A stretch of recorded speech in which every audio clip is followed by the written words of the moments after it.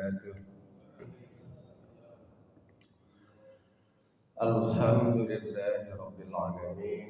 الحمد لله الذي أنزل على عبده الكتاب ولم يجعل له عوجا قيما. أشهد أن لا إله إلا الله وحده لا شريك له وأشهد أن محمدا عبده ورسوله. اللهم صل على محمد وعلى آل محمد.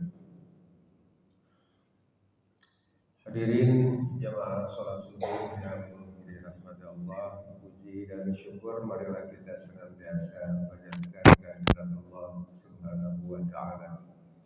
Alhamdulillah atas segala limpahan rahmat dan karunia-Nya, kita alhamdulillah senantiasa diberikan kekuatan, kesempatan untuk beribadah kepada Allah Subhanahu wa taala. Salawat serta salam semoga dilimpahkan kepada Nabi kita, Nabi Agung Nabi Muhammad sallallahu alaihi wasallam. Jemaah sekalian yang dirahmati Allah, pada kesempatan pagi hari ini saya akan melanjutkan kajian hadis dari kitab Mukhtarul Ahadits. Pada kesempatan pagi hari ini terkait dengan nomor hadis 398. Bismillahirrahmanirrahim. Dan Nabi sallallahu alaihi wasallam, iyyakum wal ghibah. Kata Nabi, jauhkan dirimu dari ghibah, ya, atau menggunjing orang lain. Ya, atau ghibah itu membicarakan orang lain dan orang lain itu tidak ada. Makanya ghibah dari kata ghaib. Ghaib itu enggak ada. Jadi membicarakan orang yang dibicarakannya enggak ada. Ya, ghibah atau ghaib. Ya, dari kata ghaib. Fa innal ghibata ashaddu minaz zina. Kata Nabi, karena ghibah itu lebih berat daripada zina. Ya. Jadi Nabi melarang ghibah, membicarakan orang lain, sedangkan yang dibicarakannya itu tidak ada, tidak mengetahui, tidak ada di tempat, tidak mendengar, ya. Itu ghibah. Dan kata Nabi, fa innal ghibata asyaddu minaz zina. Dan orang yang membicarakan kejelekan, keburukan orang lain itu lebih berat, kata Nabi, daripada zina. Jadi ghibah ini luar biasa, ya. Lebih berat efeknya. Innar rajula qad yazni wa yatub. Karena bisa jadi seorang lelaki yang berzina dan bertaubat, ya, fayatubullahu alaihi, dan Allah telah menerima taubatnya. Karena bisa jadi orang yang berzina itu ya telah bertaubat. Sedangkan ghibah mungkin bisa jadi efeknya lebih membahayakan untuk orang lain. Wa inna sahibal ghibati la yaghfirullahu ta'ala lahu hatta yaghfira lahu sahibu.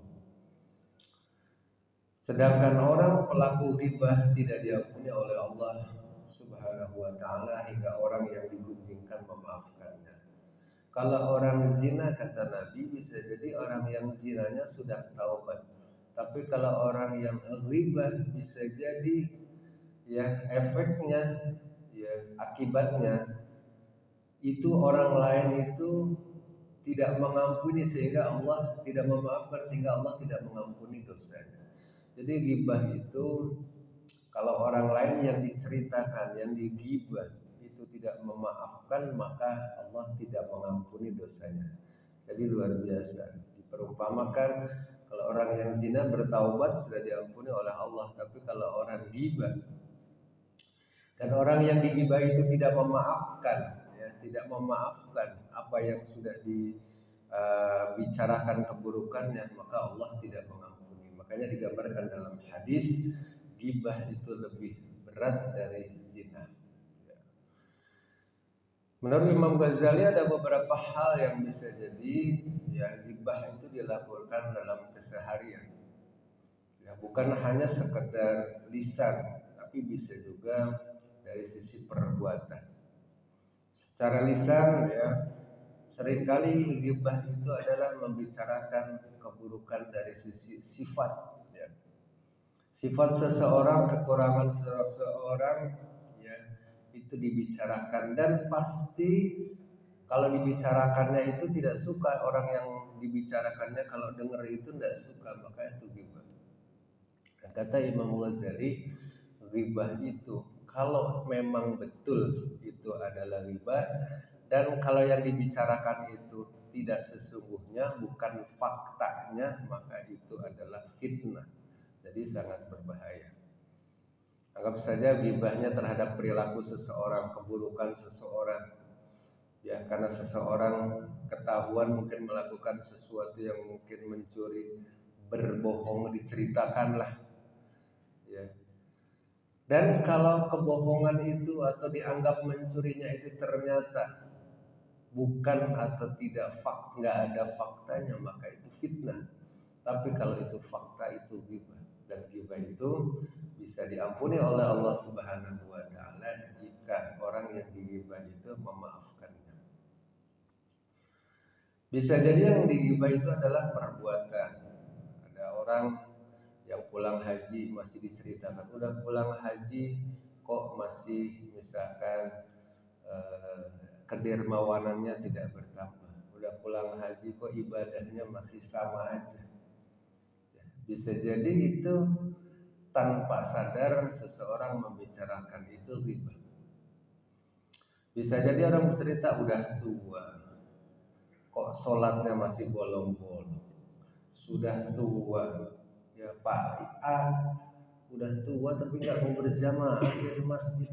Sepertinya nyaman kita membicarakan orang itu ghibah. Dan kalau yang dibicarakan itu adalah dari kenyataan, itu adalah ghibah, karena keburukan orang lain. Ghibah itu pasti yang diceritakan adalah keburukan. Sedangkan kalau bukan kenyataannya, maka itu adalah fitnah.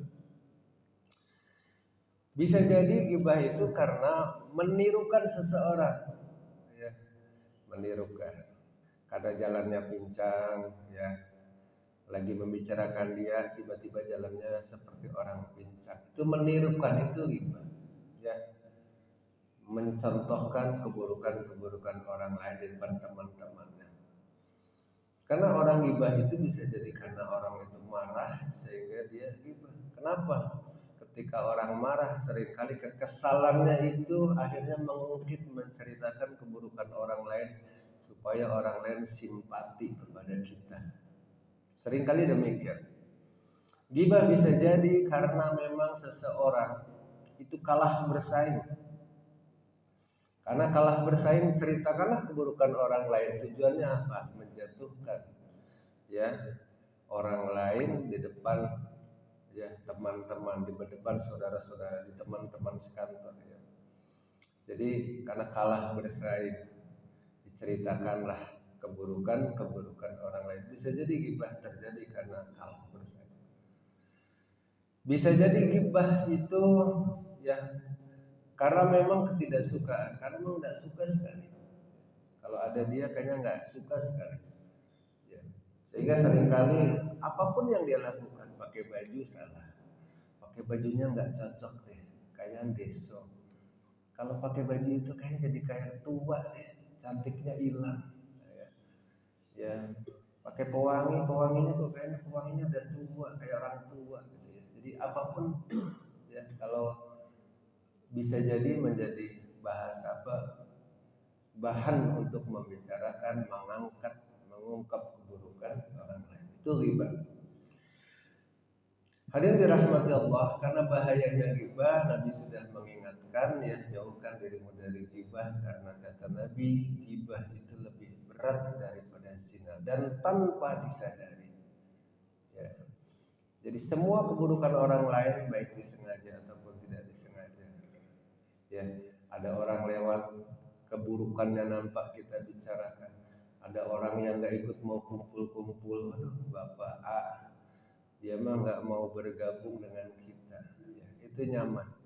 Kadang-kadang nyaman membicarakan keburukan orang lain. lagi kumpul-kumpul ada aja ya pejabat struktural misalkan di komplek ya yang mendapatkan amanah untuk menjadi ketua komplek, yang menjadi ketua A, B, C di komplek kita. Dibicarakanlah ya tentu karena memang setiap orang ada kelemahan, ada kekurangan. Sehingga dibicarakan, wah enakan zaman A komplek maju, enakan zaman B komplek maju. Diceritakanlah bukan perbandingan tapi keburukan. Itu ghibah. Dan ghibah kata Nabi ya lebih berat daripada zina. Kalau orang zina kata Nabi sesudah bertaubat kepada Allah maka Allah akan mengampuni dosa-dosanya. Tetapi kalau ghibah kita harus minta maaf terhadap orang yang kita ghibah. Ya, bahwa ghibah itu menceritakan keburukan orang lain, tapi orang lain tidak suka keburukan orang lain dan orang lain itu pasti tidak akan suka mendengar apa yang kita bicarakan. Hanya karena fisik saja kita bicarakan. Wah si A sekarang perutnya udah gede, semakin tua semakin gede. Wah si A rambutnya sudah memutih.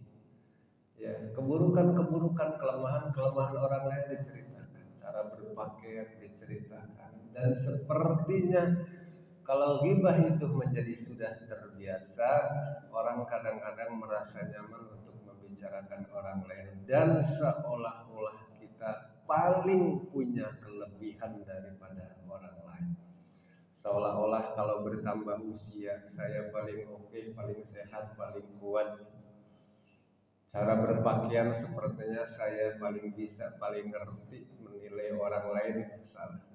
Cara berbicara seolah-olah saya paling bisa menilai orang dan seterusnya ya, sehingga seringkali muncullah tanpa disengaja membicarakan keburukan-keburukan yang dimiliki oleh orang lain. Itu ghibah ya. Kembali bahwa kata Nabi orang ghibah itu lebih berat daripada zina. Oleh karena itu kalau pernah berghibah tanpa kita sadari ataupun kita sadari untuk mendapatkan ampunan dari Allah Subhanahu wa taala kita harus meminta maaf terhadap orang yang dighibah, terhadap orang yang kita bicarakan keburukannya. Hadirin rahmati Allah, kesimpulan hadis pada kesempatan pagi hari ini dari hadis kitab Mukhtarul Ahadits nomor hadis 398, Nabi Shallallahu alaihi wasallam ya mengingatkan kepada umatnya ya untuk menjauhi dari ghibah atau menggunjing atau orang lain atau membicarakan keburukan kelemahan orang lain dan orang lain yang dibicarakan tidak mengetahuinya. Dan kata Nabi ya ghibah itu lebih berat daripada zina. Kata Nabi bisa jadi orang yang berzina sudah bertaubat kepada Allah, Allah menerima taubatnya. Tetapi orang yang ghibah kata Nabi tidak diampuni oleh Allah sampai orang yang digunjing, yang dighibah memaafkannya. Mudah-mudahan hadis yang luar biasa ini ya menjadi renungan untuk kita, bisa ngerem, bisa mengurangi, bisa menahan. Ya, kalau ada orang yang membicarakan keburukan orang lain, kita bisa ngerem. Bisa jadi kita awalnya tidak mau ghibah karena lingkungan kita lagi asik ngobrolin kejelekan orang, akhirnya kita nimbrung. Atau bisa jadi karena kita emosi, karena kita ada sesuatu hal yang membuat kita tidak suka, kita yang memulai. Mudah-mudahan Allah senantiasa memberikan perlindungan kepada kita justru dari sifat ghibah, sehingga mudah-mudahan Allah kita dijauhkan dari sifat ghibah. Wallahu a'lam bishawab. Mudah-mudahan ini ada manfaatnya. Sama-sama kita akhiri pertemuan pada kesempatan pagi hari ini dengan membaca doa kafaratul majlis. Bismillahirrahmanirrahim. Subhanakallahumma wa bihamdika asyhadu an la ilaha illa anta astaghfiruka wa atubu ilaik. Assalamualaikum warahmatullahi wabarakatuh.